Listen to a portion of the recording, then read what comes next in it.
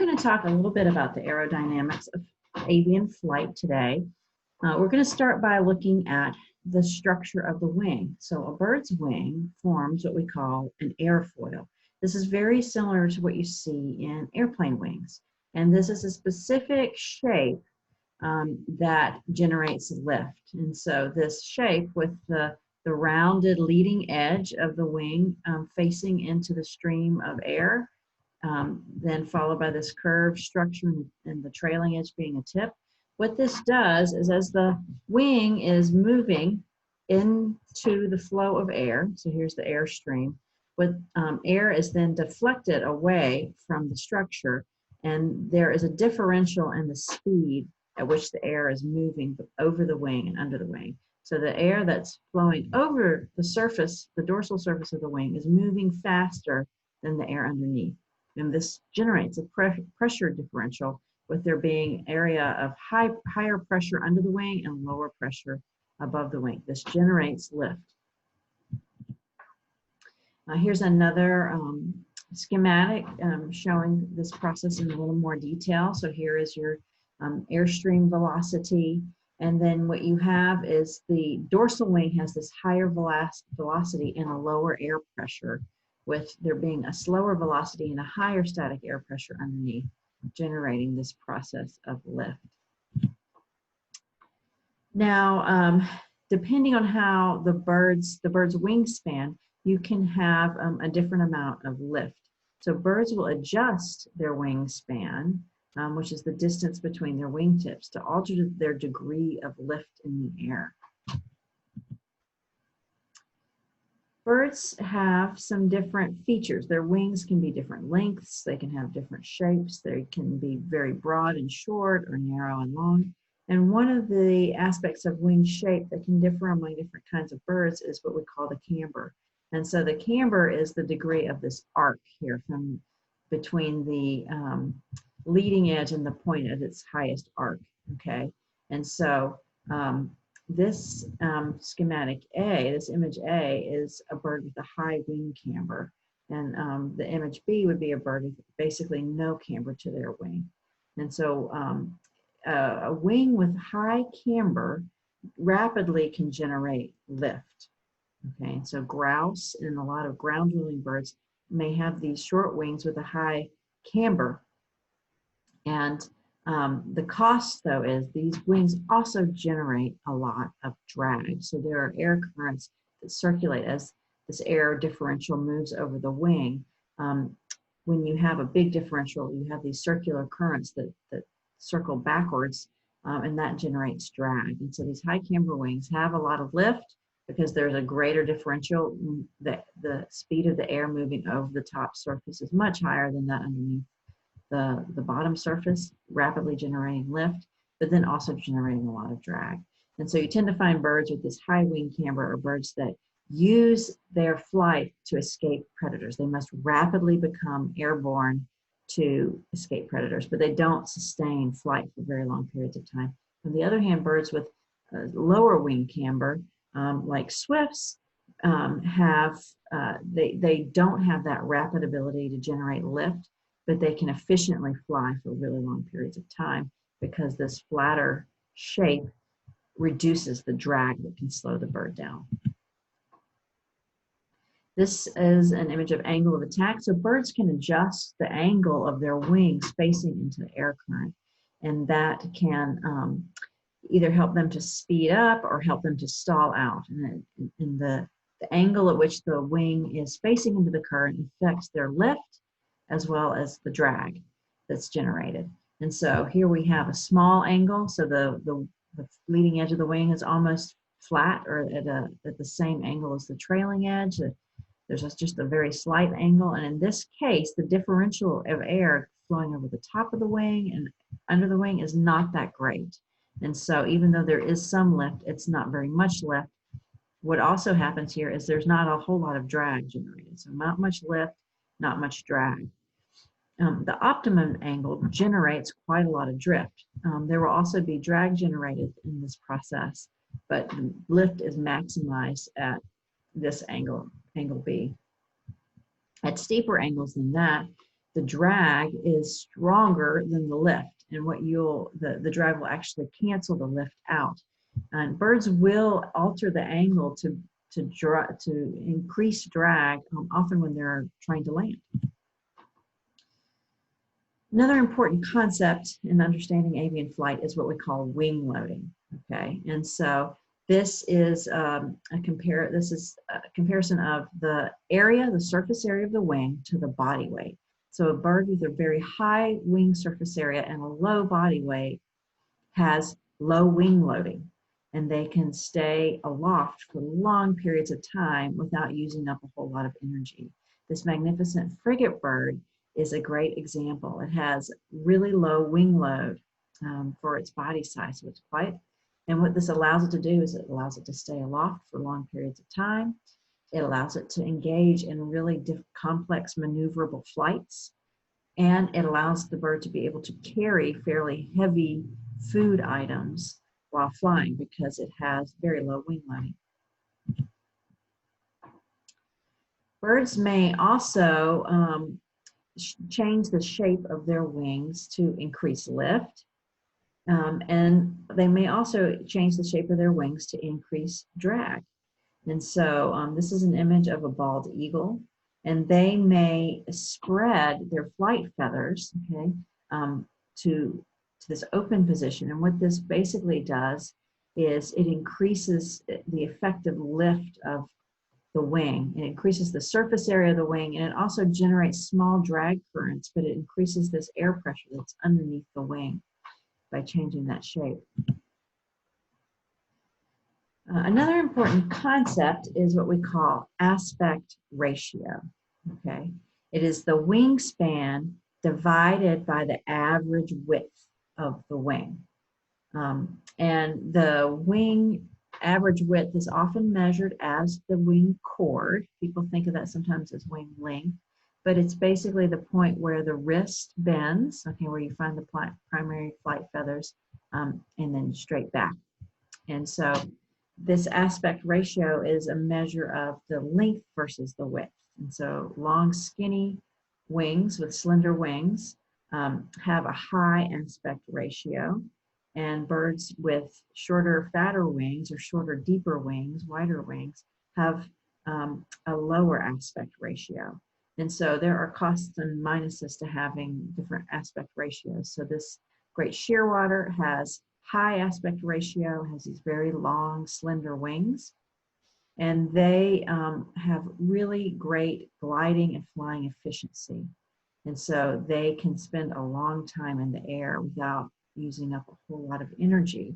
The cost is high maneuverability and rapid takeoff. So sharp-shinned hawks have a lower aspect ratio. They cannot maintain these long flights like great shearwaters can, but they have the benefit of being able to rapidly take off, and they can maneuver very rapidly. And sharp-shinned hawks are aerial predators. They hunt birds primarily, and they sit and wait. They observe a bird, and then they take off and catch it. And they may be having to maneuver through forest. They're forest-dwelling raptors, and so they need that the pressure on the higher maneuverability and rapid takeoff benefits that type of aspect ratio in sharp-shinned hawks. Tails are also really important in reducing drag in birds and helping with maneuverability. And so here are a couple of images of birds with different kinds of tails. First, we have this black-fronted tern, and the tail is part of the streamlined body shape of this aerial bird, and it actually helps to reduce those drag currents that come off the trailing end of the wing, the trailing edge of the wing. The sort of the ideal tail for reducing drag tends to be slightly forked, and that assists in the reduction of the drag. There are also birds with very, very long tails that could actually generate a lot of drag in and of themselves. But when you see a tail like this, this Reeves pheasant has this amazing, beautiful, elongated tail, kind of like a peacock. That tail is not assisting in flight. It's not assisting in reducing drag. This is a pheasant that probably flies in only very short bursts.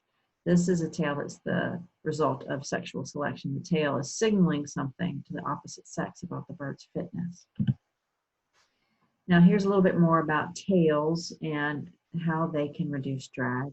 Here are some images of Eurasian starling specimens in wind tunnels. So these are specimens that are held in place and wind currents are blown over them at a set velocity. And you can see in these images, these little turbulent waves almost are examples of the drag that's generated by the body. And so with there's no wing here, it's just the air flowing over the body. With the presence of a tail, you can see these squiggly curves. This drag is much less. So this current right here behind the bird, that's a drag current, is much narrower than it is in this specimen that has lost a tail. This is an example of a starling that has lost its tail. You can see there are still tail coverts, but the actual rectrices, the tail feathers are missing. And this is a larger amount of drag, a wider current here, versus this specimen that has no tail, no coverts, no portion of any tail whatsoever, which has actually much more drag. So this tail, just the presence of it, reduces drag.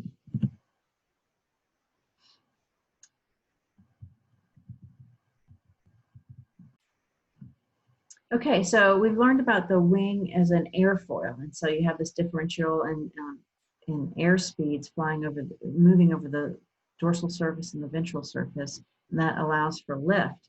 So a bird in gliding flight, so it's moving at a set velocity in a wind current, has a certain amount of lift, and that depends on its wing and also on the bird's body weight. And dependent on that, the bird will slowly descend at a specific angle. Okay, that's specific to the air velocity and the wing loading of the bird. Okay, and so it will descend at a specific angle. And so flapping flight helps to generate lift and keep the bird aloft. But the interaction of this descendant velocity, this incurrent velocity and the flapping flight produces thrust. So as the bird flaps through this air current, as it's descending, it's actually thrusting itself forward as well as generating lift.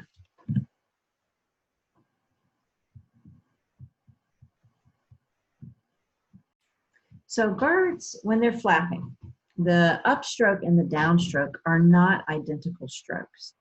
In fact, theoretically, if a bird used the exact same stroke on the upstroke and the downstroke of flapping flight, the thrust that it would generate would be canceled out on the downstroke and the bird wouldn't move forward. But birds change the shape of their wings as they're flapping. And quite often, they're extending their wings on the downstroke to their maximum to generate the maximum amount of lift. And on the upstroke, they tend to be bending them to reduce drag and to help propel themselves forward. And they extend them, have them fully extended on the downstroke, and then they tend to curl them in towards their body to avoid from that cancellation effect of an upstroke. Here are some interesting images of pigeons in flight at different speeds. So the degree of this bending of the feathers or the changing of the shape of the wing during the flapping flight depends in part on how fast the bird is moving. And so here is an image again of a pigeon at different speeds and the type of wing strokes it will make on the downstroke and the upstroke. So here is really slow speed. And so you can see this is a dorsal view of the pigeon, and what it's showing us is the arc or the cycle that the wing tips are taking, okay, on the upstroke and the downstroke, as well as how their wrists are orienting during these two strokes. And so we have this nice dorsal view, and we see the difference in how outstretched the wings are. We also see the orientation of the bird's body moving at this speed also influences these strokes. At these faster speeds, you can see that this arc differs. As the bird's moving faster, there is less of a differential in the movement of the wrist bones, but there is some shifting here in the movement of the primaries and how they're oriented as the bird's moving faster. And then even more alteration in that, more like direct flapping flight almost, as the bird's moving even faster, 16 meters a second. So you can see, and you can also see from the lateral view, the way the bird is orienting its body is quite different as well.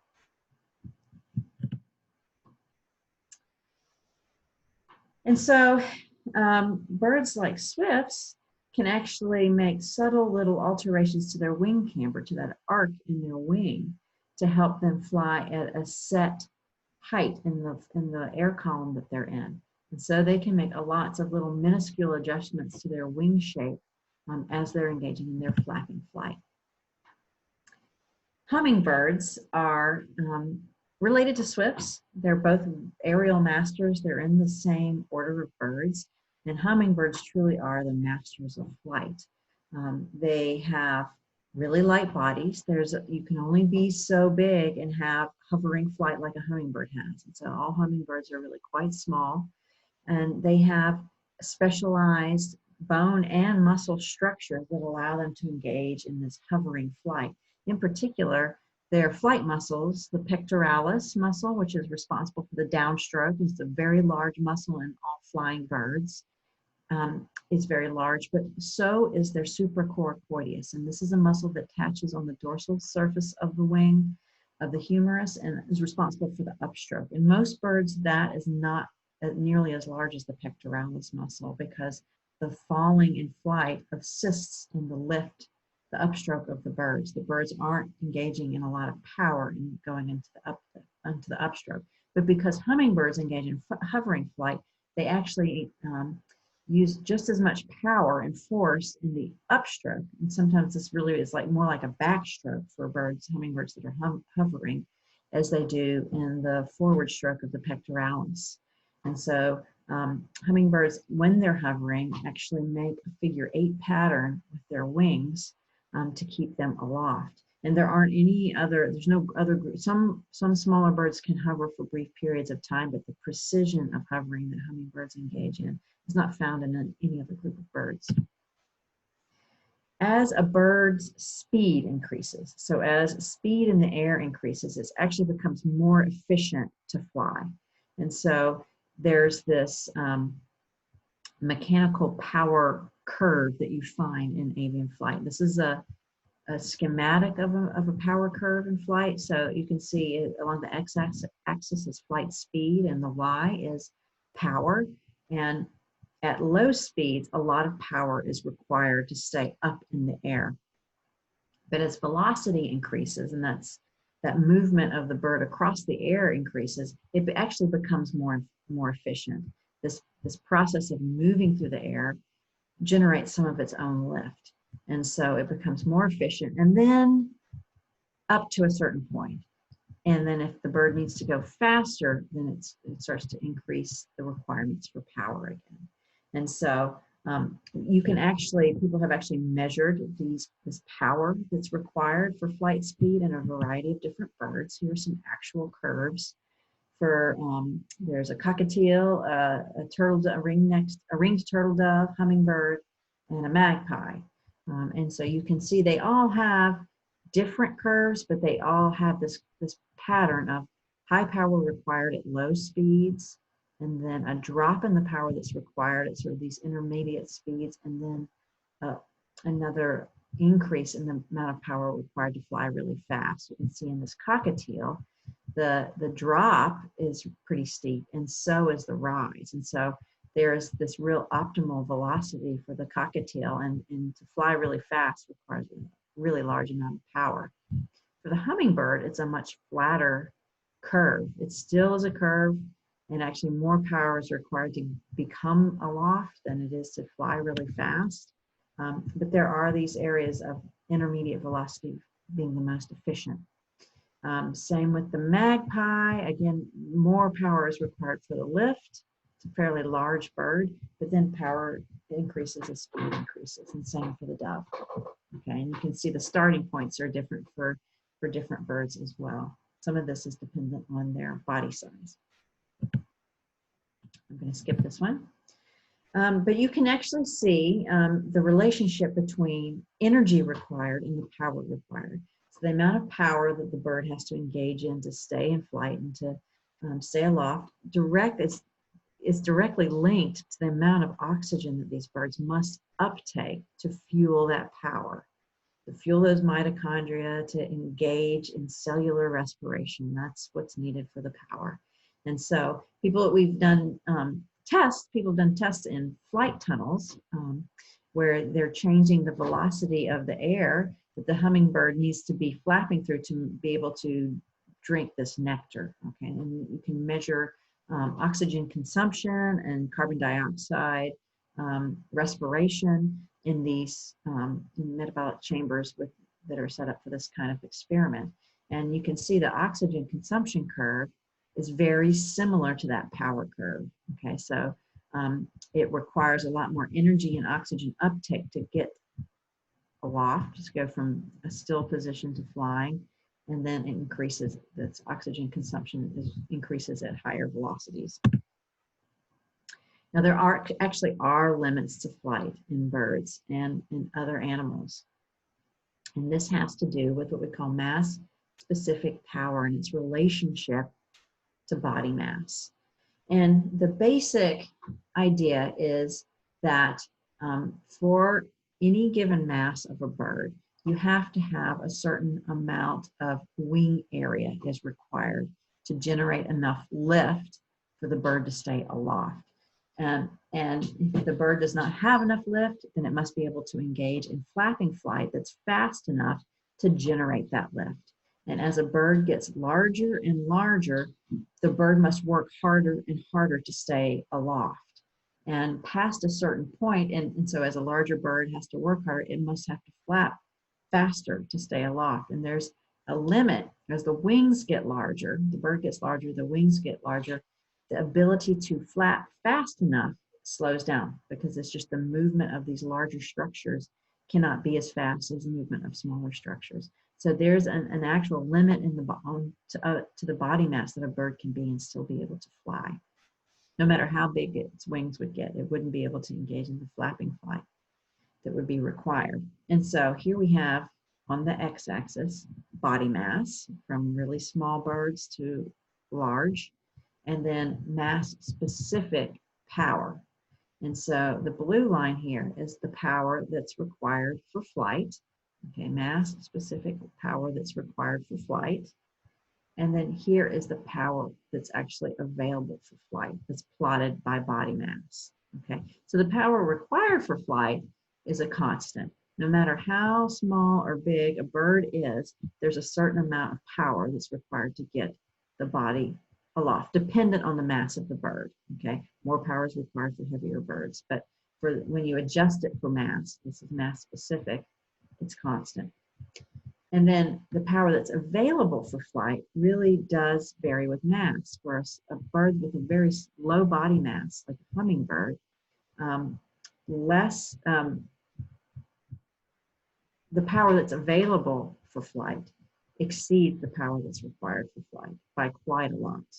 Okay, and then as the mass of the bird increases, it starts to converge with the actual power that's required. And at some point, the power that's available is exactly as much as the power that's required. And this would be a large bird that has a hard time staying aloft for very long. And then at some point, the body mass is too high and there is not enough power available for flight. Okay, and this is again this is the limit for flapping powered flight. At some point, this bird cannot engage in flapping powered flight very efficiently or at all. And so here are some power curves for birds of different body masses. And so you can see how this all interacts. So the black lines are these power curves. And so there's velocity on the x-axis. So you have going from slower velocities, slower speeds to higher speeds from left to right, and then the power required. And we see these same curves, so a lot of power is required to at slow speeds, and then it drops, and then as you speed up, the power required goes up again. Now the blue and the red lines are the speed for a burst. So this is a speed to go from, say, perching or on the ground to flying. So that's burst speed. And then sustained speed, sustained flight power required is the blue line.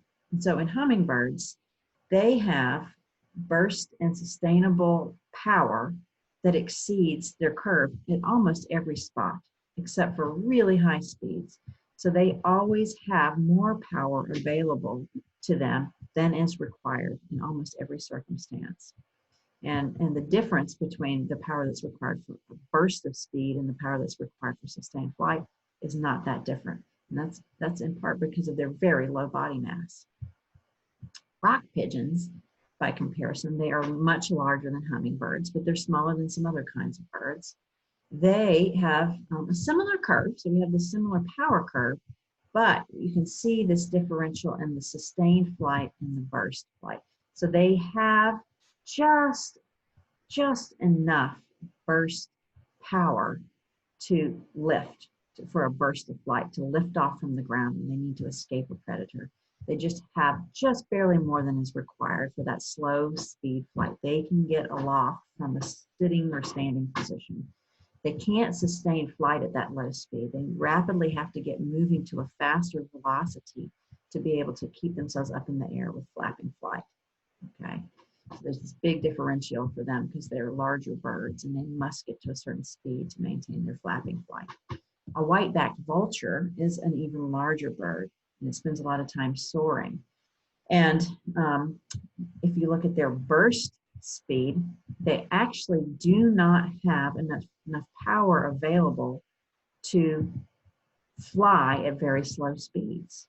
To generate enough velocity, to be at this velocity right here, where they can actually have that burst speed, if the bird is motionless when it needs to start flying, it actually cannot immediately fly. It has to run. So these are birds that must run to get enough speed going to go into flight. Okay, and they can't sustain that power for very long. They actually have to be moving at a higher velocity still to sustain flight. And the velocity at which they can actually sustain flight is a very narrow range. And these are birds that are generally gliding on air currents. So they must find these currents to stay sustained in flight. They cannot sustain themselves in flapping flight for very long. And then here is a final extreme, the California condor. It is one of the heaviest birds, and it actually needs cliffs and areas where it can move into a rapid air current just to become aloft. And so they actually don't have, their body mass is too large to sustain flapping flight at any velocity. And so they have just enough energy for burst flight, probably to get from a ledge to sustain themselves into the right speed wind current.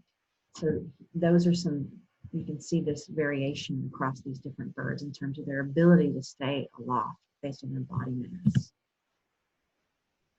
A lot of birds engage in intermittent flight because of this constraint of body mass and a variety of aspects of wing shape. It's a lot of energy for certain birds to stay aloft in the air. And so a lot of birds will engage in intermittent flight, in which they're generating thrust and lift through a series of flaps. And that forward thrust is maintained by either gliding or what they call bounding. And so the A curve up here is bounding. And so in bounding flap bounding, they call, the bird flaps, and then when it's not flapping, it actually closes its wings by its body, and the bird starts to descend.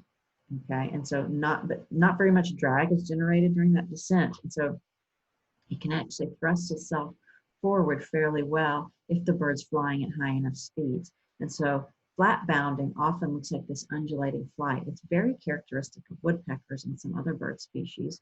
And you can start to filter out which birds you could be observing based on behaviors like, are they doing flat gliding or are they doing flat bounding, is a type of intermittent flight. Jays and pigeons often engage in flat gliding. And so this is they flap several times to generate the thrust and lift that they need, the speed that they need to stay aloft, and then they'll glide. They'll spend short periods of time gliding.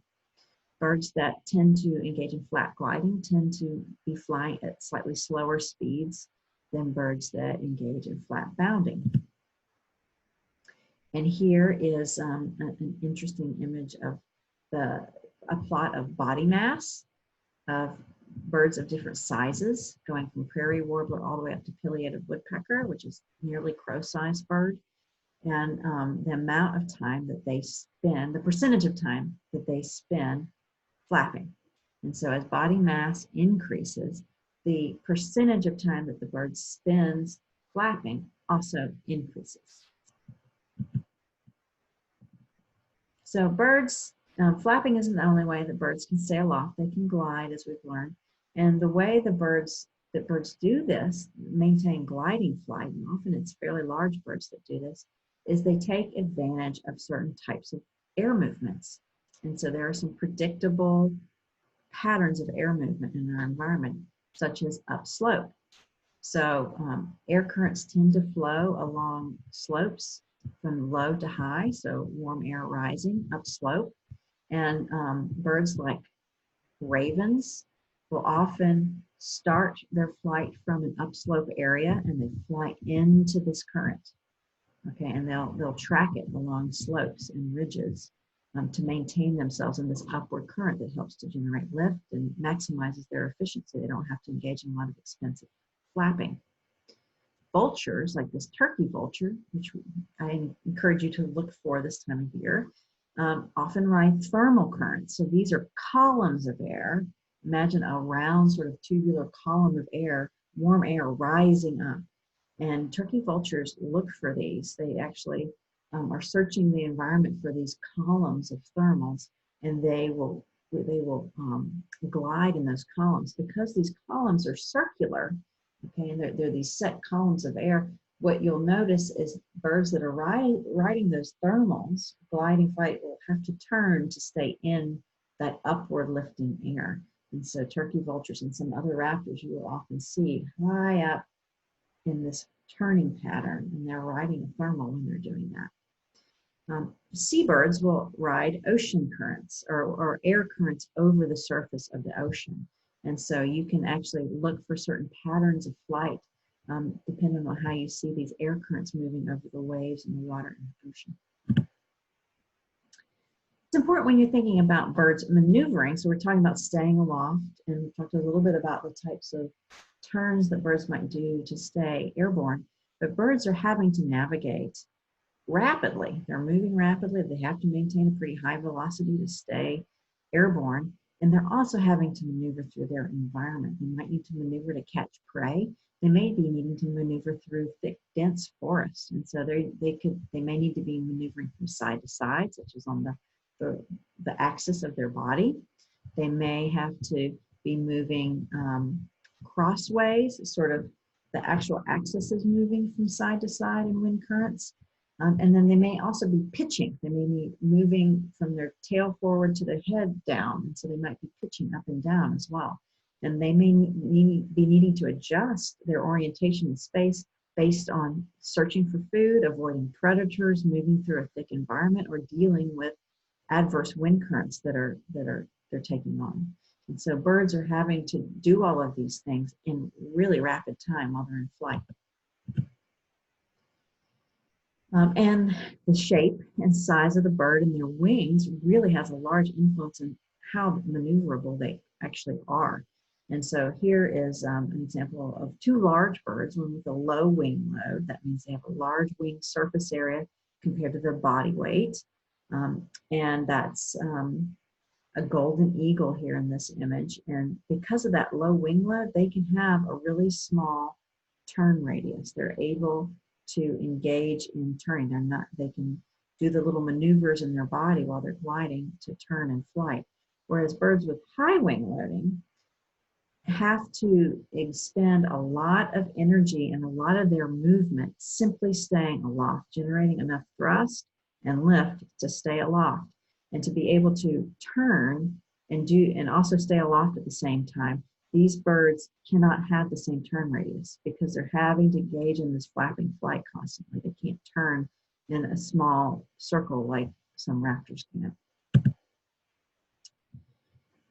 The shape of the wing can be controlled also to change the drag coefficient and the lift coefficient in birds. And this, you'll see swifts, birds with long quills that stay aloft for long periods of time, such as swifts, they can do this. And so you'll see swifts maintaining flight at this sweep pattern here and also at this fully outstretched wing pattern. And that depends on where exactly in the air column or in the air that they're needing to be to feed on their insects and the winds and the air pressure basically in that environment. They'll adjust their wing shape to maintain a constant height while they're flying. Another way that a bird can orient its body in order to maintain a constant height or a constant altitude is by using this dihedral wing position. We see this in turkey vultures. And in fact, again, this is another way to tell a turkey vulture from other raptors when you're looking through its behavior. And turkey vultures have this slight upward tipped wings that's called a dihedral. And they use this pattern to help stabilize themselves in these thermals and in these wind currents. And so here's an image of a turkey vulture in a dihedral. Here's an air current coming, a wind gust that's coming and pushing the bird off its course, okay? So what happens is the turkey vulture bends down or sort of tilts down in its dihedral, and this downward tilting wing, which is actually now flat, it's moving at a faster speed because it's being pushed.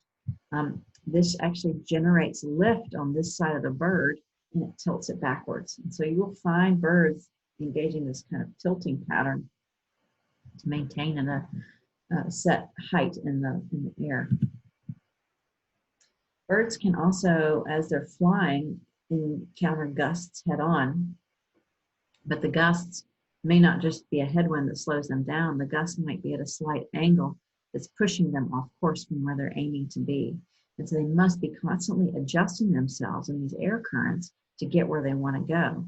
And so if you see a bird flying in the wind, you might start to notice not only how it's flying, how its wings are oriented, but how it might use its tail to reorient itself in the right direction.